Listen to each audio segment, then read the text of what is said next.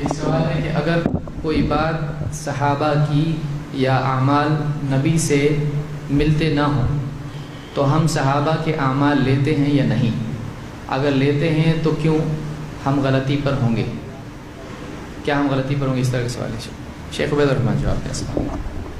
اگر کوئی عمل نبی صلی اللہ علیہ وسلم سے ثابت نہ ہو لیکن صحابہ سے ثابت ہو تو کیا وہ لینا صحیح ہوگا یا نہیں؟ دیکھیے، کتاب و سنت کے اندر جو احکام اور مسائل ہمیں مل جائیں، اس کے مل جانے کے بعد ہم اسی کے پابند ہیں، ہمیں وہی اختیار کرنی چاہیے. اللہ اور اس کے رسول کی اطاعت. اگر اس کے موافق صحابہ کا بھی عمل ہے الحمدللہ، اور اگر ایسا ہوا کہ بعض مسائل میں ہمیں صاف اور صریح نصوص کتاب و سنت کے نہیں مل سکے اور اس تعلق سے ہمیں بعض صحابہ کے کچھ آثار مل رہے ہیں، صحابہ کرام کے اقوال یا ان کے افعال ملتے ہیں، یعنی کتاب و سنت کے نصوص سے وہ ٹکرانے والی نہیں ہیں، تو اس کے لینے میں کوئی حرج نہیں ہے. اگر صحابہ کرام سے کوئی چیز ثابت ہو، ایسی چیز جو کتاب و سنت سے ٹکراؤ کی شکل والی نہ ہو، تو اس کے لینے میں کوئی حرج نہیں ہے، اسے اختیار کیا جا سکتا ہے. لیکن اگر ایسا عمل ہے جو کتاب و سنت سے ٹکراؤ کی شکل اختیار کرتی ہے، تو ایسے میں کتاب و سنت کے نصوص ہی کو مقدم کیا جائے گا. اس کی ایک مثال عبداللہ ابن عباس اور عبداللہ ابن عمر رضی اللہ عنہما، ان دونوں نے لوگوں کو دیکھا کہ وہ لوگ حج تمتع سے منع فرماتے ہیں،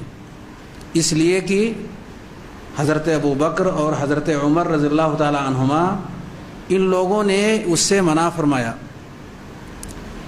تو عبداللہ ابن عمر رضی اللہ تعالی عنہما کہتے ہیں امر ابی یتبع ام امر رسول اللہ صلی اللہ علیہ وسلم، کیا میرے باپ کی بات مانی جائے گی یا پیارے رسول صلی اللہ علیہ وآلہ وسلم کی؟ یعنی میرے والد کی بات مانی جائے گی یا رسول کریم صلی اللہ علیہ وسلم کی؟ یعنی رسول کریم صلی اللہ علیہ وسلم کی آپ نے حج تمتع کی اجازت ہی نہیں دی ہے، بلکہ اس کو افضل الحج قرار دیا ہے، اس کی آپ نے تمنا کی ہے، اس لیے وہ بات مقدم ہے، وہی اختیار کی جائے گی. ابن عباس نے کہا اراہم سیہلکون، ایسا لگتا ہے کہ انہیں اللہ ہلاک و برباد کر دے گا. میں کہتا ہوں نبی کریم صلی اللہ علیہ وآلہ وسلم نے کیا، یہ کہتے ہیں ابو بکر و عمر نے منع فرمایا. ظاہر سی بات ہے اگر اس طرح کی کوئی چیز ہے جو کتاب و سنت سے ٹکرانے والی شکل اختیار کر رہی ہے، جیسا کہ اس مثال میں ذکر کیا گیا،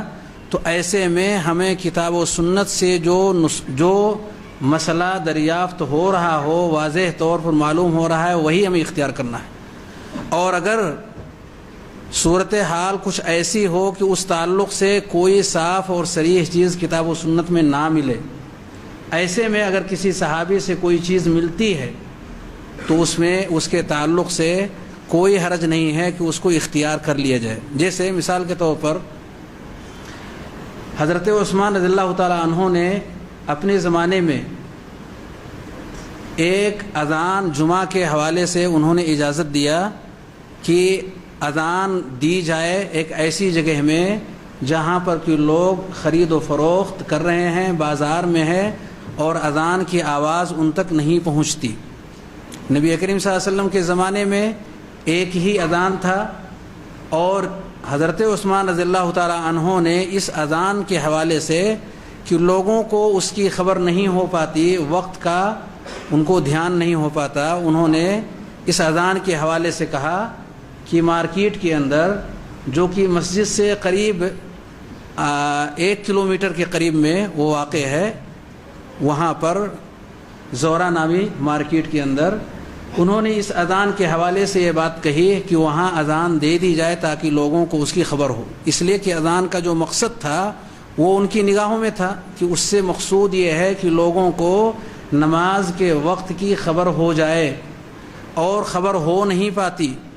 لوگوں کو جانکاری ہو نہیں پاتی، اس لیے انہوں نے اجتہاد کیا اور وہاں اذان دینے کی بات کہی، اور اس کو لے لیا گیا، اختیار کر لیا گیا، اس لیے کہ وہ مقصد سے ٹکراتا نہیں ہے بلکہ مقصد سے موافق ہے. شریعت کا جو مقصود ہے اذان سے، وہ مقصود وہی ہے جو حضرت عثمان رضی اللہ تعالیٰ عنہ نے پیش کیا۔ لیکن اگر صورتحال ایسی ہو جائے جیسے کہ اب ہو چکا ہے کہ پہلی اذان کی آواز وہیں تک پہنچتی ہے جہاں تک دوسری اذان کی آواز پہنچتی ہے، تو حاصل اتنا ہی رہا جتنا کہ پہلے اذان سے حاصل رہا۔ ان کا جو مقصود تھا وہ اب حاصل نہیں رہا، یعنی اس لاؤڈ اسپیکر کے ذریعے سے ہمارا وہ مقصود جو حضرت عثمان رضی اللہ تعالیٰ عنہ نے سوچا تھا وہ گویا کہ پورا ہو رہا ہے۔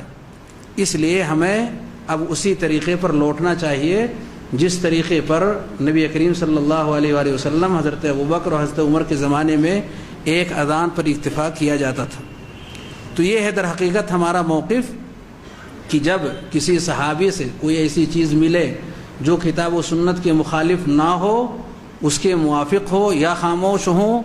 تو ایسے میں اسے لینے میں کوئی حرج نہیں ہے۔